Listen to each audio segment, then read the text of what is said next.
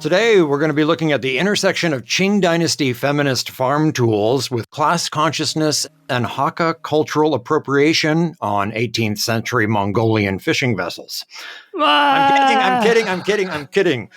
We've got something actually much more serious, deadly serious. Gambling. Gambling is really popular in Taiwan, amazingly so. Yes. Another popular thing is life insurance policies. However, sometimes these two, gambling debts, and life insurance policies, become a deadly combination. And deadly as in, murder. So we've had some listeners say that they want true crime stories from Formosa Files, and today we're going to deliver true crime. We're going to look at a few notorious cases, including a serial killer called the Demon of Chiayi. The Taiwan History Podcast, Formosa Files, is made possible through the generous sponsorship of the Frank C. Chen Foundation. Formosa Files. Okay, today's episode is a rather dark one, so forgive any dark humor that we might add in here. But let's start with something, John, you got something a little less bloody? Well, there's still plenty of blood. Yeah, but nobody dies, right? Yeah, that's right. And as an added bonus, it takes place in Taichung, a lovely city, a lovely place we don't often cover. Yeah, shout out to our Taichung listeners. Anyway, the story takes place in the year 2000 and involves gambling debts and an attempted insurance scam. So, it's a 35-year-old guy, Huang Zunming. He's a manager at an insurance company. He's accumulated huge debts, perhaps a couple of million US, mostly from gambling, I think, and perhaps risky investments. Okay, that's a lot of debt, and he's desperate. He claims to have attempted suicide a couple times by driving into large trucks. I don't exactly know what that means. But me neither. apparently his mother finds out about his depression and says, please don't take your own life. I would love you. Things are going to be okay, even if you were disabled. And he goes, disabled, eh? And he starts thinking about ways that he could harm himself to collect insurance money. Over a period of months, he takes out new insurance policies with various insurance companies. Total coverage of over 21 million NT dollars. Okay, 21 million NT dollars. That's 2/3 of a million US dollars. Mm-hmm. The first plan was not genius-level deviancy. Huang got a friend to drive over his left arm to damage or sever, to cut off the left hand. Okay, so Huang is lying on the ground. He's had a friend drive a car over his wrist. Not exactly surgical, and these guys are clearly not brain surgeons. Yeah, he's only sustained minor injuries. So, Huang needs a plan B. Yep, and fast forwarding a little, let's see how it worked out. It's early in the morning. Huang is taken by two friends to a hospital emergency room at Shalu, that's in Taichung. And his hand has been cut off. So they leave him at the hospital. His friends go to the police where they outline their story. They had been sightseeing on Wangao Liao, enjoying the night views. Oh, I know that's Dadu Mountain, the Dadu Plateau, a place people go for a view of Taichung City. At night, it's quite pretty. So anyway, they say, while they were enjoying the peace and quiet of the night, they encountered some young hoodlums, joyriders, a small gang of bikers. These deviants had cut off Huang's left hand and then ridden away. The Taichung police go into action. There are crazed bikers on the loose. Yeah, but this is Taiwan, of course, so we're not talking about Hell's Angels on big motorcycles. This would be a scooter gang, and it's hilarious when you see these guys on these tiny little things riding around. I'm a tough guy. Don't laugh at their disco lights. They don't like it. Yeah. All right, so the police are looking for the bad guys and also the missing hand. They might be able, if they find it soon enough, to reattach his hand. But they don't find anything. And there wasn't even that much blood at the crime scene. And Huang's severed limb shows several cuts, not the single swipe, the single cut, his friend said.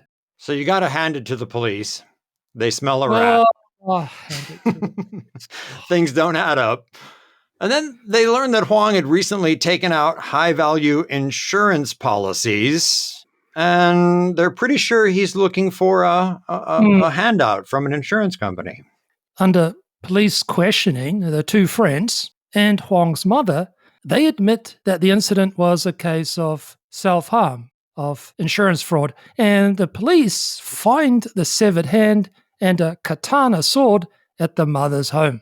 So Huang's friends had helped him cut off his hand with a katana, a Japanese samurai-style sword. No anesthetic. But they needed some liquid courage, so the three men apparently drank 2 bottles of gaoliang, Taiwanese fire water. For people who don't know, gaoliang has an alcohol content percentage of anywhere from like 53 to 57, something insane. It's bad. It's worse than horrible. whiskey. Yeah. When John says it's bad, you know it's bad. Yeah. You know, back in the day, both the doctor and the amputee would drink before surgery, but probably not the best idea, hitting the bottle before surgery. Yeah. These guys are not complete idiots, though. His friends tied his hand with a necktie to stop some of the bleeding, and they've got a cutting board and a very sharp knife, sword. But it goes something like this. Whack! Oh, it didn't quite come off. Whack! A second strike. Ooh, they put the severed hand in a plastic bag, and along with the katana sword and cutting board, they take it to Huang's mother, who lived nearby, and the mother stored the items. So this plan B for insurance fraud didn't work, and in fact was a terrible failure. Comically bad, and yet, most people hearing this tale will have, the same reaction we do, that it's really stupid. There might be the odd desperado getting inspiration from this kind of story. Yeah, there's always a copycat effect. And I remember a spate of such fake accidents around that time. Yeah, me too. Just actually earlier this year, there was a case. There's a Taiwan news headline. It reads, Taipei man freezes off legs with dry ice for 41 million NT insurance payout. So he falsely claimed that his legs were amputated due to frostbite from riding his scooter in cold weather around Taiwan. But he'd actually immersed his feet in a bucket filled with dry ice for 10 hours, resulting in severe frostbite. This is insane. Maybe we need a public service announcement. Crime is bad, okay? Smart or stupid, crime, not good, okay? I'm going to quote from one of my favorite old-time radio shows. Get this and get it straight. Crime is a sucker's road, and those who travel it wind up in the gutter, the prison, or the grave. That's your best American accent? Close to it. Okay. Now we are going to leave the stupid, funny people behind and move to a much darker story of a serial killer. And we're going to John's hometown in southwest central Taiwan, Chiayi. Chiayi's old name was Zhulo, but during the Qing dynasty, there was a rebellion. The residents, they were loyal defenders. And in recognition of this loyalty, the emperor, Qianlong, renamed the city Chiayi, which, if you translate, kind of literally, commendable righteousness. But the commendable would be more like praiseworthy. Oh, that was a long setup, Eric. Great. How do I segue from praiseworthy righteousness to a Chiayi serial killer? Okay, give me a second. I'll come up. I got it. Chen Jui-chin was neither praiseworthy nor righteous. Oh, he was one of the country's most infamous criminals. Okay. The English wiki page says the media nicknamed him the Chiayi Demon. Yeah, but the Chinese language wiki gives him a bunch of different names. The media here is creative, as it is in many places. They've got him listed as the Black Widower, Poisonous Lover, Insurance Fraud Killer, Killer King, and Family Killer King. I guess some of those sound better in Chinese than in English. Mm-hmm. But from those names, you can guess some of the details. Widower, killing wives. Poisonous lover, well, he's drugging them so they fall asleep. And then insurance fraud killer, okay, he's killing for insurance. And the family killer king, yeah, he's killing family members. It's believed he killed 6 to 8 people. An especially evil man, and I'm going to say, John, that you will argue that this is a good reason for keeping the death penalty. Mm-hmm. And jumping forward, this guy was executed in 2013. We did an episode on the death penalty, a couple of cases related to that. Season 3, episode 17. So our serial killer, and we should note that there are actually very few such cases in Taiwanese history. Yeah. This guy is Chen Jui-chin, born in Chiayi County in 1949. After high school, he was in the horticultural department of the National Chiayi University. So apparently quite smart, a good student. He joined the Air Force. I assume that was an alternative to conscription. You might as well get paid for it and some of the benefits if you're going to the military anyway, because you're quite likely to be put in the army and sent to Jinmen or Matsu. Not much fun. It's better to choose the branch you want, yeah. Yes. He seems to have had bad evaluations. He was discharged.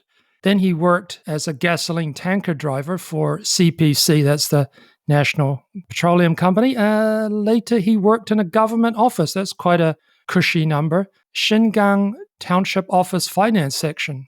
So we've got his employment history. But going back in time, Chen married his first wife in 1974. They had a son and 2 daughters together. Okay, so he's in his mid-20s when he marries. That's young, but not unusual at the time. 3 kids, 2 daughters and a son. Okay. And he's got pretty good jobs, government work, stable, decent pay. So sounds like a reasonable life. Yes, unless you develop a bad gambling habit that leads to horrific debts. So where do you go if you need money for your gambling debts? Well, loan sharks. And anyone who doesn't know a loan shark is an informal money lender. Basically a kind of gangster. They lend money at very high interest rates, and they have very harsh penalties for those who don't pay. Yeah. All right. Time for the first of his murders. It's 1985, so he's been married a decade. His wife slipped in the bathroom and suffered a concussion.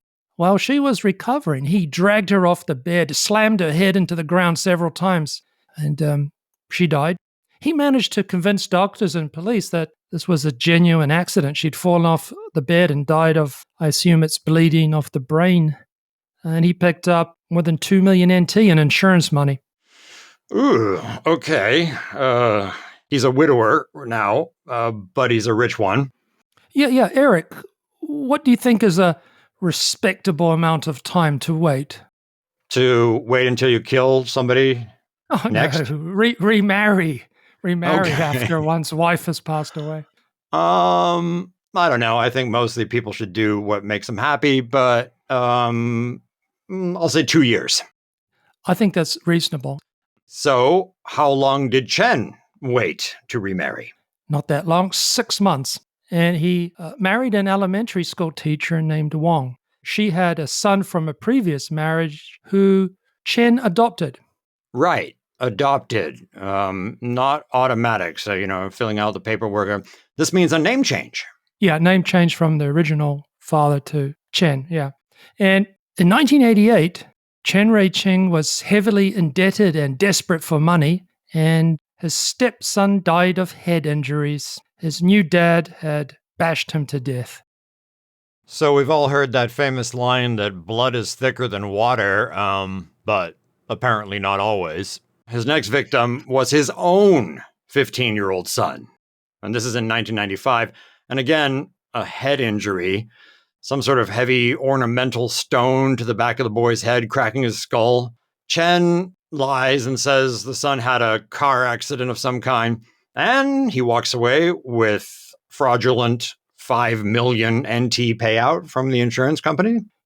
In 1996, Chen decided to murder his second wife. So the elementary school teacher. Yes. So I would assume that he had taken out insurance on her as well?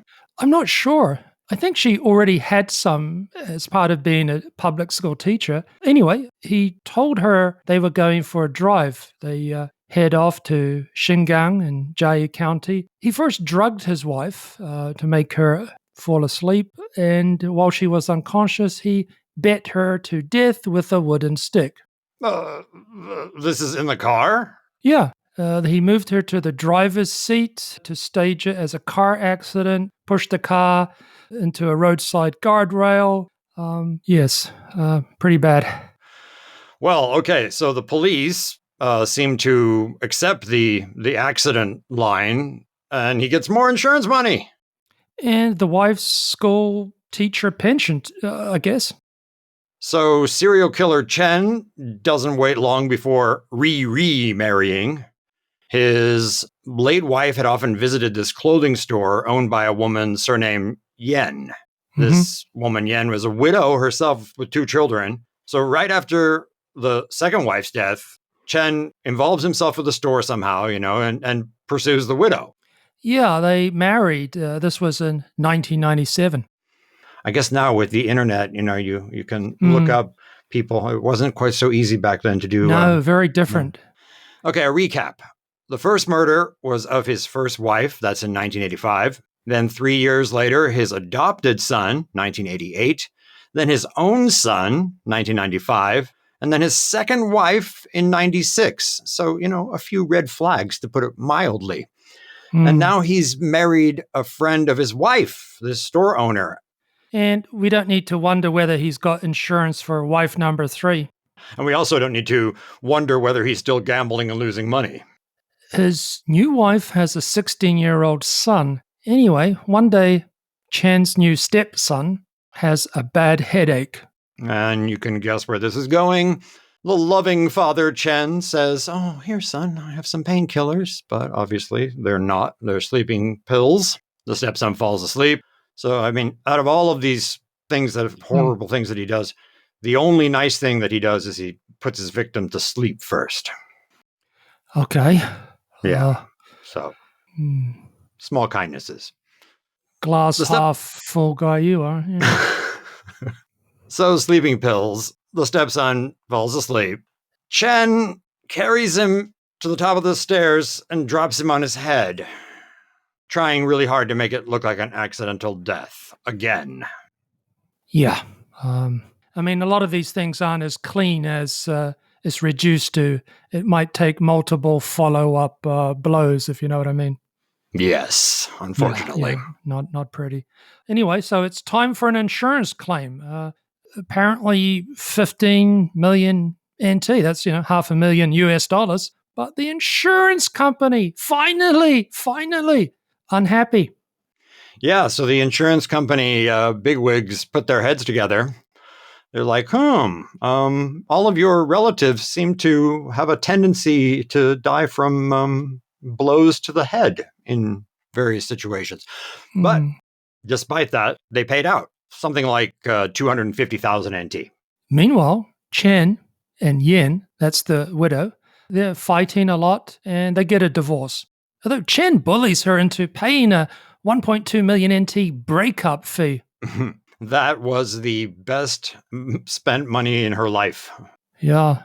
So according to Wikipedia, in 2000, these insurance companies get together. They're suspicious about the claims and the pattern. And the companies put Chen on an insurance blacklist and they report it to the police. Serial killer Chen's next victim was in May 2003, a female insurance saleswoman, a new girlfriend, very new. Very new, as in how new? Let me check. He'd known her for 2 days. 2 days. So basically the second date. Yeah, basically the second date. So he invites her for a drive into the mountains. Oh, and of course, you know what's coming. drugs, unconsciousness. This time he throws her off a mountain cliff. But before disposing of the body, the papers say he took her gold Rolex watch, credit and ATM cards. Chen's attempts to use the woman's bank cards didn't work. Of course, he didn't know the passwords, but his attempts came to the notice of the authorities. And Chen is arrested May 22nd, 2003. I think he was arrested at a hospital where he was being treated for wounds from a beating. Can you guess what the beating was for? I certainly can. It would be unpaid gambling debts. Yep, he's still at it, doesn't learn. Go to our website, FORMOSAFILES.com, and in those show notes, I'll also post some info about some strange aspects of the case of that last victim, the insurance saleswoman that he'd been dating for 2 days. She allegedly had like $1 million NT cash on her and blank checks and stuff. Anyway, I'll put links to all of these stories and much more at FORMOSAFILES.com. Anyway, the demon of Chiayi confessed to 5 murders, but not that last one, and another of his female friends. I never understand killers like that who confess to 1 or 2 of them, but not the other one. Like, well, I did that, but I didn't do that. In any case, he was given a death sentence, but then he retracts his confession, and there's this drawn-out process of appeals. Not as drawn out as it would be in America. The guy would be on death row in America for like 40 years or something, but 19th of April, 2013, the Minister of Justice signs the execution order for serial killer Chen, the demon of Chiayi's death. And it's usually said by firing squad, but I think it was anesthetic and then a shot or shots to the head. I'm not sure. He was 63 years old, and I say good riddance. Taiwan is actually quite kind in its application of the death penalty. I interviewed a vice justice minister a while back, and you're right. They give the person, if they want, anesthetic, and they can sleep, and, bang, bang, it's over. So no one comes to claim his body after his execution. And even though he'd consented to donate his organs before his death, no hospital agreed to accept them, which I'm not sure I'm in agreement with. I don't know. Anyway, the Ministry of Justice has to send his remains to a funeral home for storage. After Chen's execution, his former wife, Yen, she said some words. Oh, okay. So Yen would be the store owner, right? The wife who paid that divorce fee, and he murdered her teenage son. Yeah, that's right. She remarked, "It's fitting that no one would claim his body. The government could throw it into the sea for all I care. This man should have died long ago. There was no reason to keep him around this long. The government was ineffective, dragging this out for 10 years. Far too long. He should have been executed ages ago. He got what he deserved. Delayed justice is not justice. Dead is dead. Let's set off fireworks."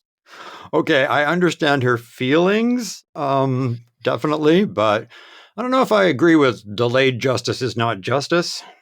He did get justice. Yeah, a pretty clear case of a warranted execution. And 10 years. I'm still on the record as, anti-death penalty in all situations. But I respect your opinion and the opinion of something like 90% of Taiwanese who want to keep the death penalty.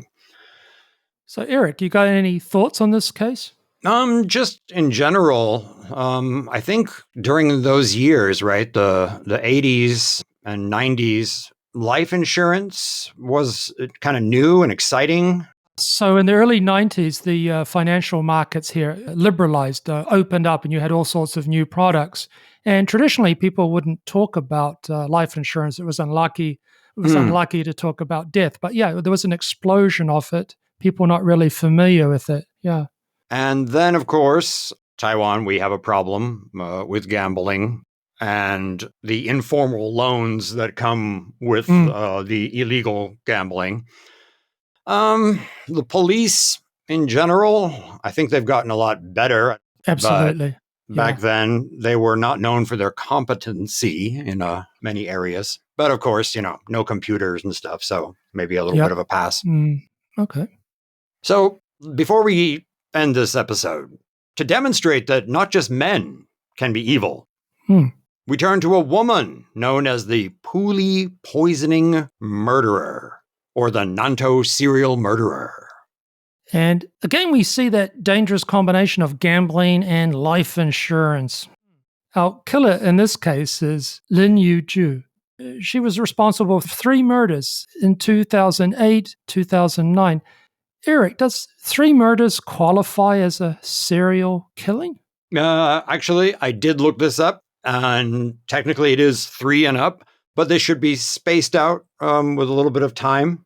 So, Okay. She's a serial killer. Lin was born in Tainan in 1981, apparently into a normal family. Her father died, though, when Lin and her sister were still young, so the family had some hard times. After Lin graduated from a vocational school, she and her sister went to work at a hostess bar. I've never been to one, so I'll leave it to you to explain. I will take your word for that.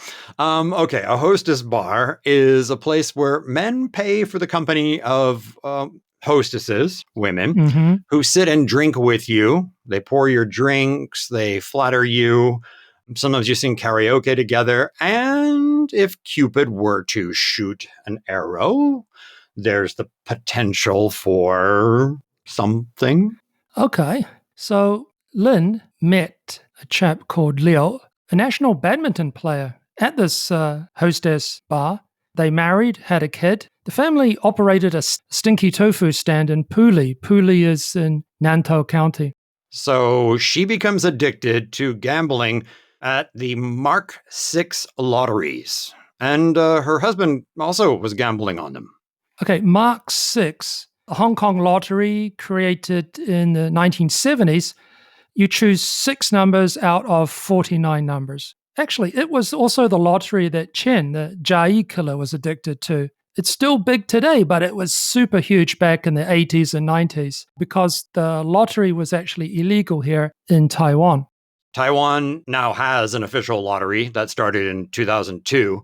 It was established to provide a legal, government-regulated gambling option, and they also did it because they were hoping to reduce illegal gambling and also generate funds for various social welfare programs. So there's one called the Sports Lottery, there's scratch cards. You can legally do some forms of gambling here. Yes. So Lin and the husband were accumulating large gambling debts playing the Mark 6 lottery, and Lin's first insurance fraud that we know of involved arson. In August 2008, she doused the family's stinky tofu stand with kerosene and set it alight. I wonder if that made the smell better or worse. Okay, bad jokes aside, there's not much money in torching your tofu stand. So, in November, while visiting her family in Tainan, Lin pushes her mother down the stairs. The mom has a serious head injury, dies. Lin gets 5 million NT in insurance claims. Filial piety is clearly not very important to this woman, so she's already killed her own mother, so her next victim, she decides, should be her mother-in-law. In May 2009, Lin searched on the internet for a way to poison her mother-in-law. So here's a quote from Wiki. She first administered it into the mother-in-law's food, which made the woman sick and she was driven to the hospital. There, Lin tampered with the IV drip by mixing it with antidepressants, ethanol, and methanol. The concoction successfully killed her victim. Yeah. And then in June and July, Lin is trying to kill her husband in the same way. First poisoned his food, so he's admitted to the hospital, and then she's going to poison him. But she was discovered by a nurse. And the nurse stopped her, and she made some lame excuse about trying to make the drip smoother. So they're keeping an eye on her, these nurses. So the husband, right, surnamed Liu, he survived the first time, gets readmitted soon after because of some stomach thing. 3 weeks later, he's back in the hospital. After a couple of days in a shared room, because the Taiwan insurance works like this, if you want the cheapest deal, you're in a room with maximum of 4 people, right? But you can pay for a private room, and it's not that expensive. So she says, hey, let's get a private room. And she's alone she's alone with her husband. And she repeats the process, the poisoning IV drip thing. But horrifically, it took 3 days for him to die. Yeah, really bad. And, the relatives were suspicious and went to the police. And the investigators discovered that Lynn had also insured her aunt and son. So it was likely she was going to knock them off as well. They were all going to get stomach aches as well, huh? Mm. Lynn's arrested, charged with multiple murders.